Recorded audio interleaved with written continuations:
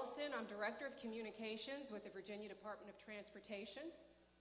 And tonight we are holding a citizen information meeting about the new U.S. Route 460.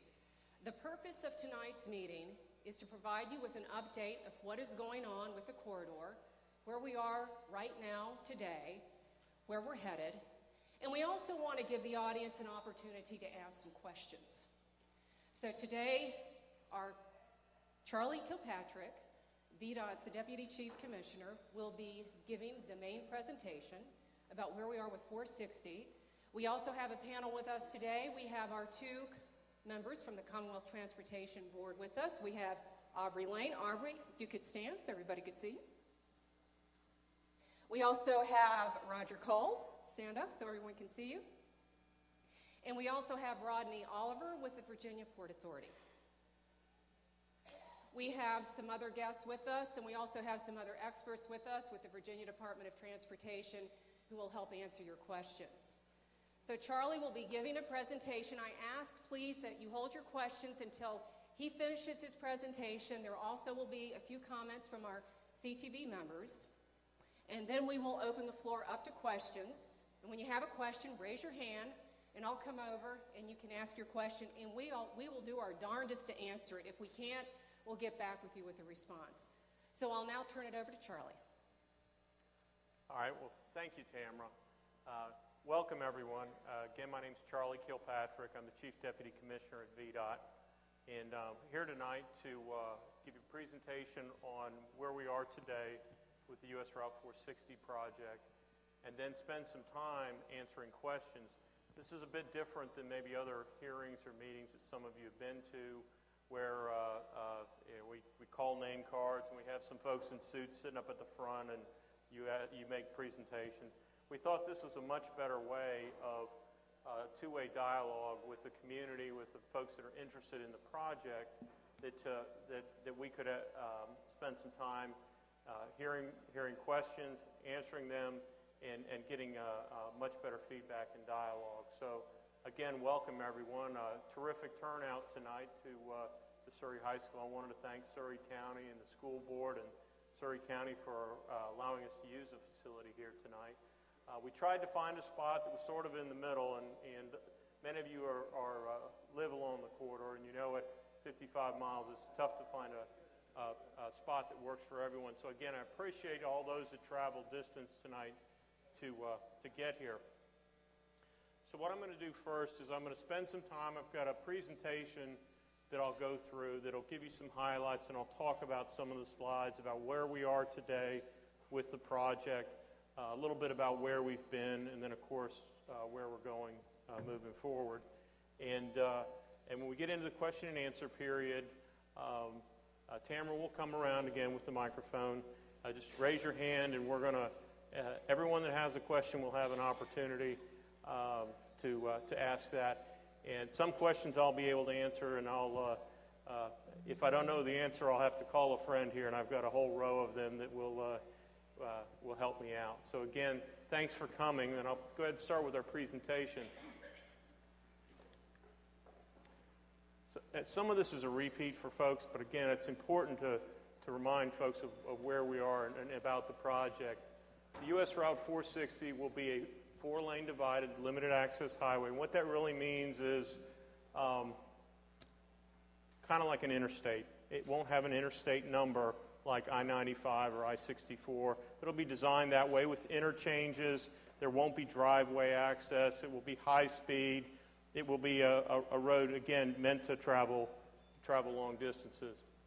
It's 55 miles, and of course, you know it begins in Prince George County at 295 and then ends in the city of Suffolk at US 58 bypass. Again, as you know, it's also parallel to US 460 on the south side of 460. So a couple things that, and what this slide talks about are what projected travel times as they are today and in the future. Now, the key assumption here is that you're not going to run into any conflicts. Now, those of you that have traveled the I-64 corridor know the potential for a conflict somewhere along that route is pretty significant. An accident, congestion, work zones, all the different things that go on there, activities at the tunnels and so on. So what this shows is, and we took as a point of reference, downtown Richmond to downtown Norfolk, or actually the Port of Richmond to Port of Norfolk, and we said, okay, what is the travel time? So today, it's via I-64, an hour and 43 minutes. By existing US 460, about 2 hours and 5 minutes. So again, assuming there's no traffic, if I left my office in Richmond and wanted to go to downtown Norfolk and I didn't hit traffic, it's a little bit faster to take 64. With the completion of this project, you can see we're basically the same time, an hour and 45 minutes. A fundamental difference, though, is the reliability of travel time on this new facility. Because of the nature of the facility and the lack of constraints in terms of having to cross one of the harbor tunnels, either the Monitor Merrimack or the Hampton Roads Bridge Tunnel, the congestion around Williamsburg, frankly, the congestion throughout from Williamsburg all the way down the peninsula. Well, as you know, that both 95 and I-295 typically are running in a free-flow condition 24/7, except for that rare occasion when there's an accident. So again, travel reliability is a very important part of this project. Some of the other project benefits, talk about some of those: improved travel safety. Currently today, I actually drove some sections of 460, a lot of heavy truck traffic, a lot of traffic. It's obvious it's port traffic by the nature. It's a containerized tractor trailer. You know that it's either going to a ship or coming from a ship. Again, be able to take some of those off, especially some of the sections go through about a half dozen towns along the corridor, as well as those conflicts with driveways along the existing 460 corridor. It provides another connectivity point between Hampton Roads and the rest of Virginia. Today, largely the Hampton Roads region relies on the I-64 corridor, to a much lesser extent the US 58 corridor, but this provides another connectivity point between those two major centers, population and business centers. Some of the economic impact that we expect from this is during the construction phase, and again, this is a 55-mile long project. We expect over 4,000 construction jobs will be generated by that. Many of those jobs will be jobs by local businesses, local contractors, locally employed folks. There's some representatives from American Infrastructure that are here tonight that were out in the exhibition room. Projects of this type, it's very rare for the workforce to be brought in solely from outside the area. It's just not practical in many cases to bring in, whether it's a dump truck or it's a loader or it's a crew that pours curb and gutter.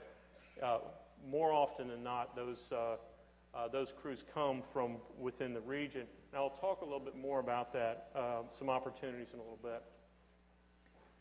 Also expect approximately 14,000 long-term jobs due to the economic development.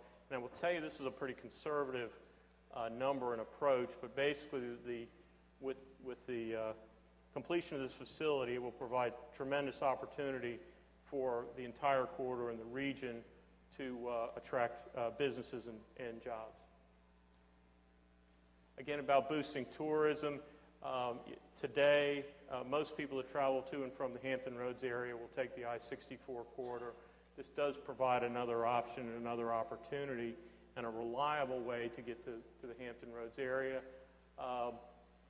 These facilities, 55 miles, if any of you have small children and you can get them to stay in the car still for 55 miles, you're doing pretty good. There's going to be the need for services. There's going to be the need for places to eat, fueling, and so on as well. Accommodating greater freight traffic, and Rodney Oliver, who is with the Port Authority, he's the acting director of the Port Authority, can talk a little bit about port traffic, and I'll show you some exhibits here in a minute and talk about port traffic and how that's growing and will continue to grow in Virginia. Also regarding hurricane evacuation routes, we've been very fortunate in Virginia to have had no occasion where we've had to have a mass evacuation of Hampton Roads area. In a direct hit from a Category 3 or greater storm, it's likely that there would be some evacuation from Hampton Roads, and depending on the nature of that storm, it could be a fairly significant evacuation. Today, US 460 can become easily impassable, a combination of trees, power lines down, and just as big a problem as any is the flooding, especially at the Blackwater River, but there's flooding throughout that corridor, as you know. In addition, it provides additional connectivity between, for the military to Hampton Roads, mobility, evacuation. That's an area that's important to the military and their planning. The latest federal transportation legislation even has provisions in there that require us to take into account evacuation of both citizens but also military facilities. So again, this provides an alternative for that. This slide is just sort of a snapshot of some of the things going on in Virginia as far as manufacturing and distribution that maybe many of you don't realize how much of that goes on in Virginia. And you look on this display, and it's sort of a who's who of manufacturers and internet sales and catalog sales and all of those types of things. These are all, again, manufacturing distribution facilities that are located in Virginia that rely heavily on port traffic, both by truck and by rail, and also have a tremendous workforce necessary to support these. Of course, all of this helps to support our economy in Virginia. So this is the corridor. And again, many of you have seen this before. This has not changed since the environmental document and the record decision was reached some years ago. Beginning at 295 and ending at 58. What this also shows are the intermediate interchanges. And this will be, there's been much discussion throughout the process about the location, the specific location of an interchange, the style of an interchange, the specific tie-down points in some of those. I'm sure you all have some questions later about that. But this was the basis of the environmental document as we went through. And again, we'll talk later on about how we go from this concept to final design. An important aspect of this is that the existing Route 460 will remain free. There will be no toll on existing Route 460. So this is the project cost. The project cost is $1.396 billion. That's the design and construction cost of the project, including right-of-way and utilities and those things. It's a firm fixed price. The VDOT contribution is $930 million. The Virginia Port Authority is contributing up to $250 million in port funds, and the private sector is raising the private sector working with the 6320 Corporation, and I'll go through that because I know there's been questions about that also, will raise $216 million in debt. Now down at the bottom, talks about this public subsidy from VDOT and the Port Authority will decrease should the project secure a TIFIA loan. Now, a TIFIA loan, this is a federal loan, extremely low interest rate. We have used it on a number of projects in Virginia, and we have used it, it's been used throughout the United States. If we secure that TIFIA loan, and again, we received a TIFIA loan on the Beltway, on 95, on a portion of 895 in Richmond, the downtown Midtown Tunnel, I believe MWA with the Silver Line of the Metro Rail received a TIFIA loan. So this loan method is fairly common. What it will do is it will allow us to reduce both the VDOT contribution and the Virginia Port Authority contribution to the project.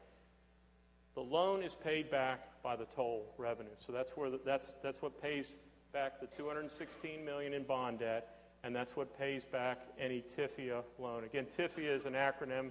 It's a federal loan. So this is what the structure looks like. You have VDOT. Our responsibility is to oversee the project. The Commonwealth of Virginia will own the right-of-way. We will be responsible for operating and maintaining the roadway. Again, we're not handing the road off to a third party to own and operate. It will be retained by Virginia.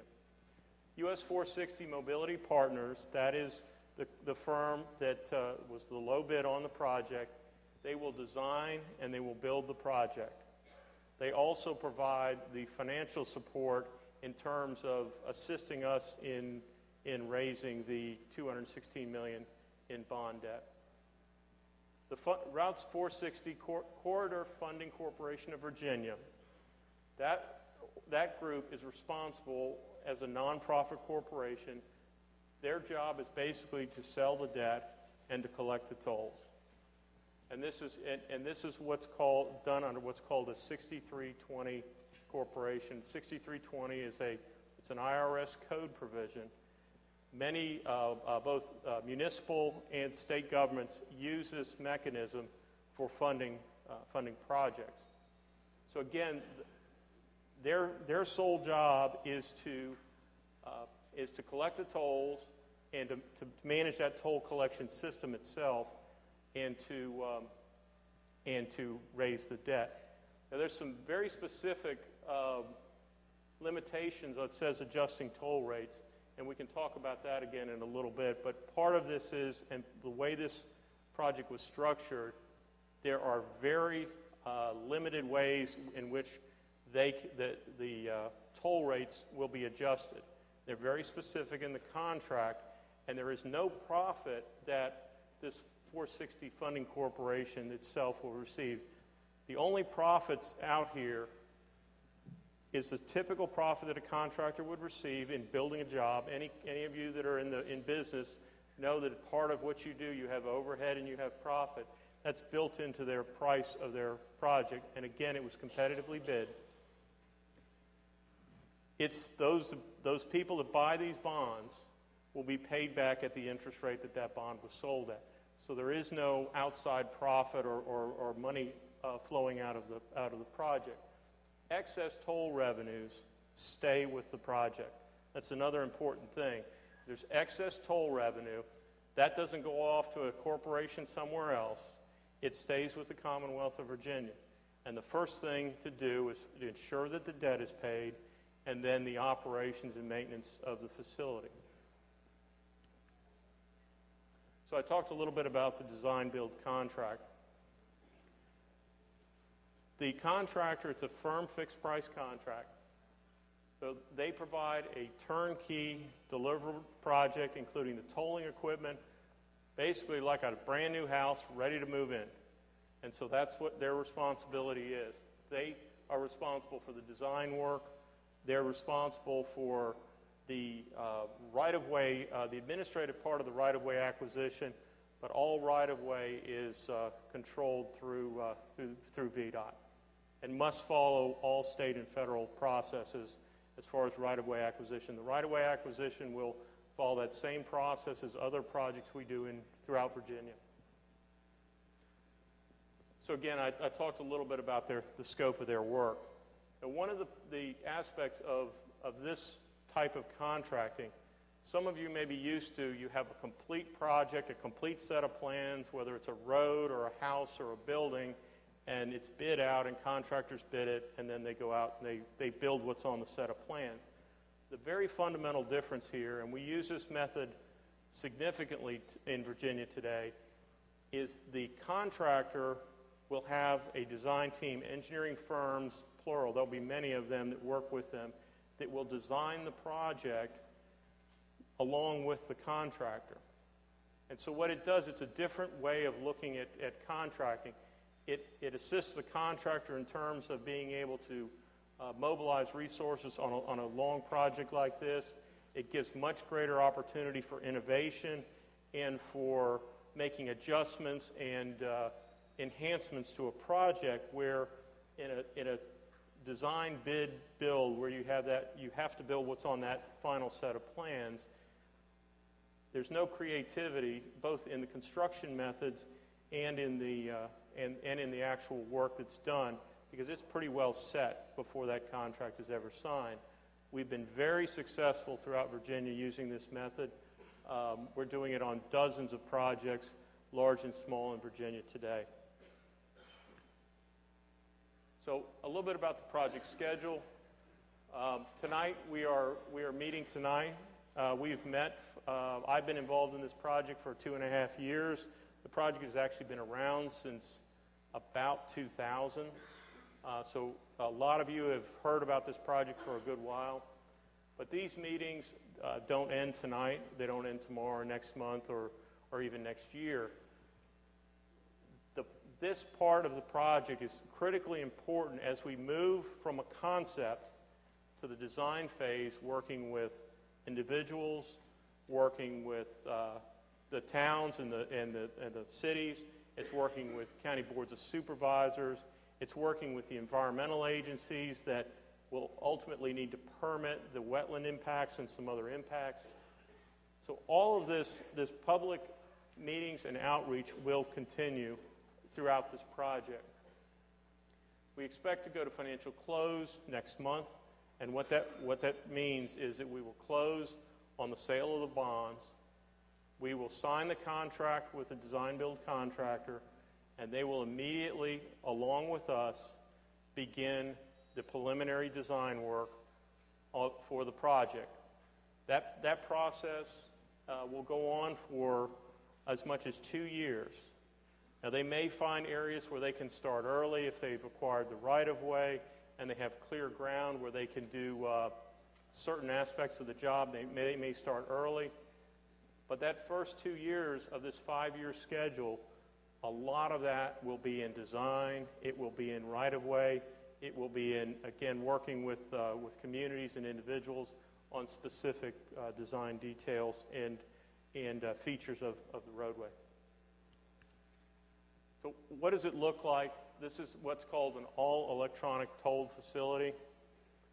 Most of the facilities in Virginia, you will find that the new facilities do not have toll booths. We are moving away from that, and the technology nationwide is moving away from toll booths. So what happens is it's done one of two ways. Some of you may have an Easy Pass, which is in your car. It's a little plastic reader. There's several ways that you can fund that plastic box, either through a credit card or you can prepay. There's a number of different ways that it's done. But what it does is when you go through these towers, it picks up the signal and says, okay, I know what car you are, and it charges it against your account. The way the tolling will work on this, it's a per-mile toll. So there'll be a series of these gantries that again, can pick up and will read how many miles a car or a truck has traveled along the roadway. The second way is what's called video or license plate processing. And different companies do that differently. The Downtown Midtown Tunnel is an example. They actually have a provision. If you register with them, you can pay by the license plate reader, but I believe there's an extra charge. It's not if you're a user of a road like this or a toll road in Virginia frequently, the Easy Pass is absolutely the thing that you want, because there are processing fees and things by the video processing. We talked a little bit about emergency evacuation. We do have a plan in place for lane reversal on I-64. If you've ever driven there and wondered what are all these gates for, that's exactly what they're for. We frankly hope that we never use them, but we're prepared to, and we work with the National Guard and the state police and do drills to prepare ourselves for large-scale evacuation. This road also will be available for that, and we, the Commonwealth of Virginia, will have the ability to suspend the tolls. In an emergency, whether it's a hurricane or some other natural or man-made disaster, we have the ability to suspend the tolling. To get people out of Hampton roads, to get people away from whatever that particular emergency might be. The toll rate. The toll rate is 7 cents a mile for cars, and 3 times that, or 21 cents a mile, for trucks. And I don't remember the exact math, but it's a little bit less than $4 to run the length of this in a car. $3.69. And this is the toll rate when the facility opens. And again, 21 cents for a truck.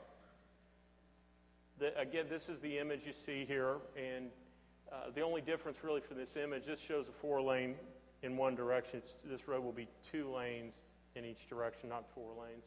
But this is the type of thing that you will see. We cut the ribbon yesterday on the 495 Hot Lanes project. Same concept. That road will actually, the Hot Lanes will open. It's a toll facility on the Beltway. It will open Saturday morning at 2 a.m. So again, this is the future of this type of technology. A little bit about the right-of-way process. I talked a little bit about the meetings coming up. We will work on the design, and when we get to a point where we have a firm design, we will have a design public hearing. Similar to this, we do design hearings in a number of different formats, but it'll be another opportunity for the public to come in and make comments and ask questions about the final design. As I said before, the right-of-way agents that will come out, do the acquisition work, they must comply with both state and federal right-of-way acquisition rules.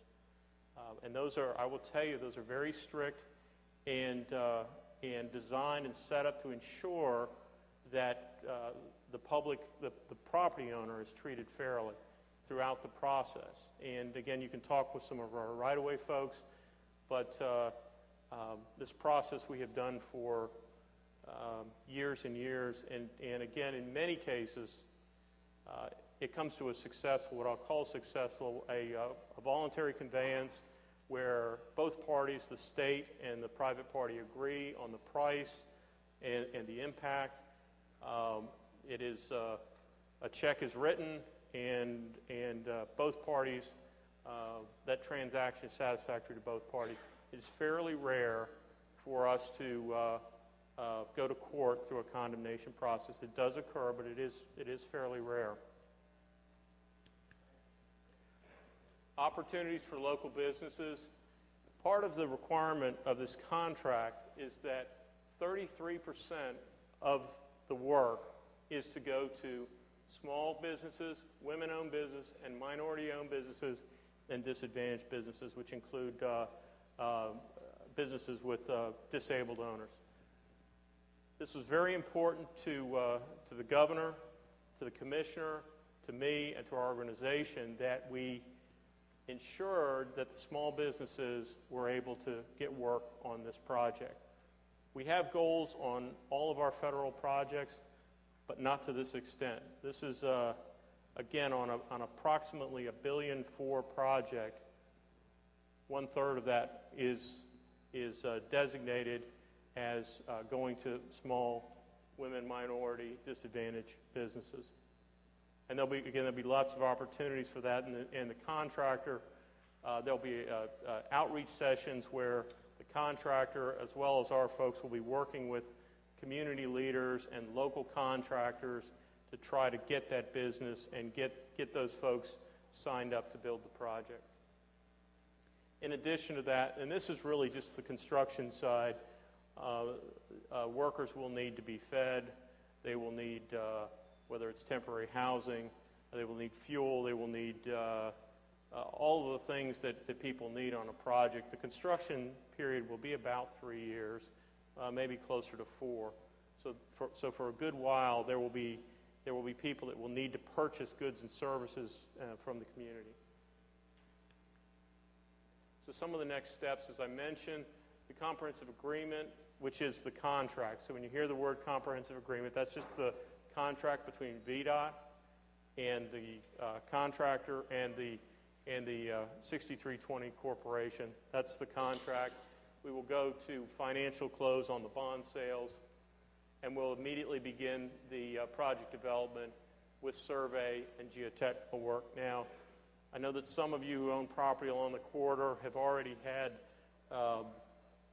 people come out, whether it's with surveyors, with survey ribbon.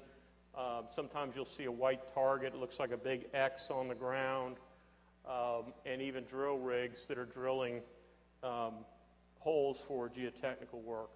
So that work will continue on. There will also be environmental engineers coming out that are surveying and delineating wetlands and other sensitive areas. All of those people should be able to clearly identify themselves prior to coming onto your property. So again, you will see they will have you'll receive notification letters that you may expect to see these people out there working. They have responsibility to, again, identify themselves, conduct themselves in a proper way, and to, frankly, to clean up after themselves. Now, ultimately, once the right-of-way is acquired, then the contractor will have access to that land, but in the interim, there will be a number of other activities going on. And just because you see a survey ribbon or see one of these white targets, that does not mean that the road is going through your property. Those targets are used for aerial survey. The plane picks up this big white square, and they use it to triangulate and to locate where they are as they're taking aerial photography. Any of you that are familiar with surveying, creating a survey line, it may be a good ways outside of the limits of a project before they find a pin, a marker, or something to begin a survey from. So again, you will see, don't immediately assume that the road is on your property, even though there's some sort of marker out there. And again, the right-of-way folks will be contacting you. And throughout the process, if you ever have questions, there'll be numbers to call and people to come see you to answer your questions throughout that process. So about 9 months from now, we expect to have a design public hearing. And at that point, the design will be far enough along, we believe, that we can establish what the impacts are to the properties.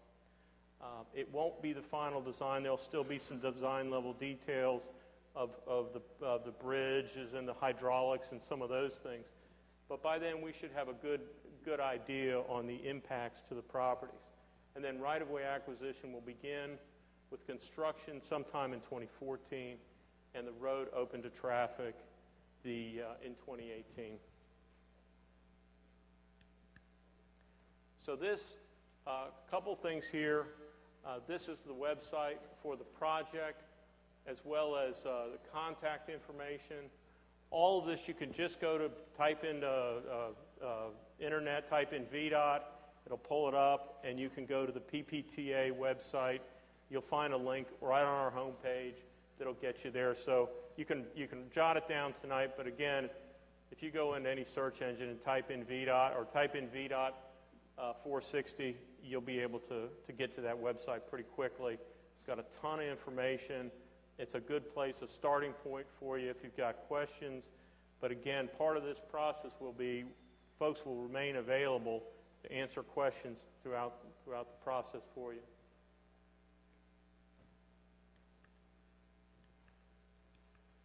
So with that,